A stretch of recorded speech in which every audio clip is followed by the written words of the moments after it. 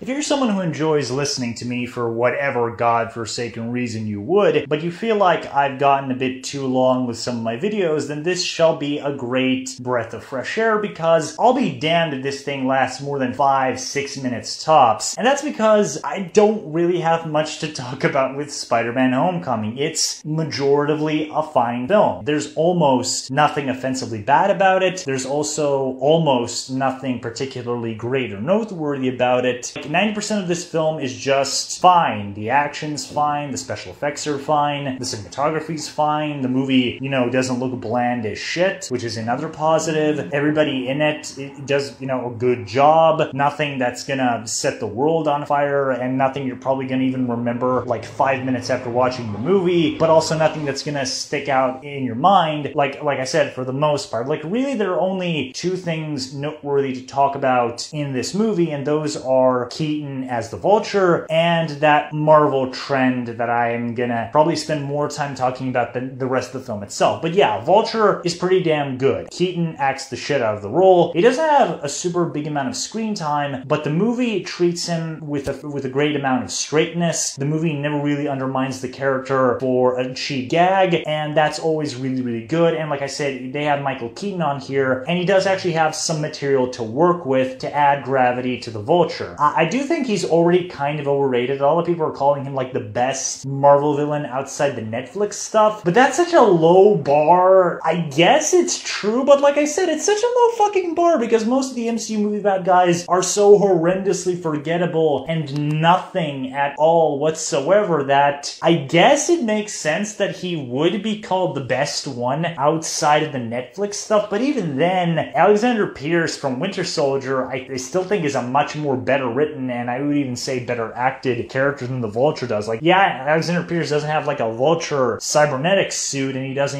punch Captain America in the face, but he's a fully realized character, and the scope of his plan is pretty damn cool. But yeah, I guess I can say the Vulture is pretty damn awesome. The movie, certainly does a really good job of making him, captivating when he's on the big screen. His confrontation with Spider-Man is pretty damn cool. I really like the way it ends. It's not really what I expected, but it's a legitimately good, I guess, antagonist for, the MCU to have. So there's like a big thumbs up for me, I guess, on that front. That Guardians of the Galaxy 2/MCU thing where the movie undermines its own, potentially dramatically really, really satisfying moments for the sake of a stupid fucking gag is still present here. It's nowhere near as bad as Guardians of the Galaxy Volume 2, where that movie is basically a borderline parody of everything superhero/MCU related ever, where that movie constantly tries to make fun of itself at the expense of its much better material. This movie does that like 30, I guess, percent of the time, so that's like a big improvement over Guardians 2, where it was 95% of the time of making fun of its own self. But still, there are still some moments where I feel like, really guys, you just couldn't fucking let this scene progress. You just couldn't. You just had to make a stupid fucking gag in there, but it only really happens 2 or 3 times where I'm like, Christ almighty, why? And then there are a couple of questionable things about the movie.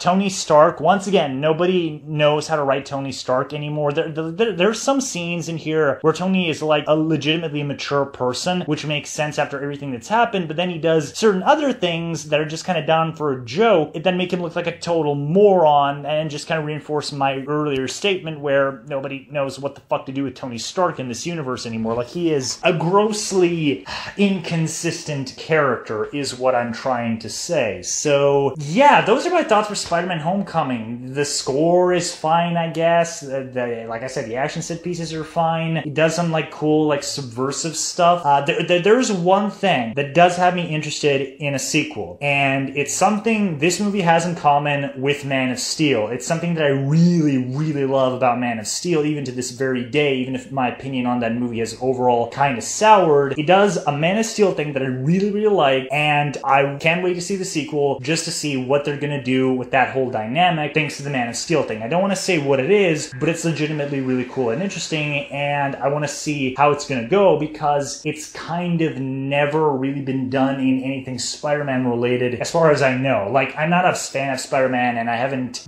read a super big amount of Spider-Man Spider-Man because it just doesn't appeal to me, but it's really cool, and that's kind of like the lone thing I'm interested in for the Homecoming sequel. So yeah, that's kind of like my review, quote-unquote, of Spider-Man Homecoming. It's fine, it's inoffensive, you'll have a good time with it, but is this like one of the greatest like Spider-Man things ever? I don't know. I just think it's kind of average. I still say the first Amazing Spider-Man movie is way better than this, and even the Sam Raimi movies do quite a bit better than this one, especially when it comes to the action department. So yeah, those are my thoughts on Homecoming.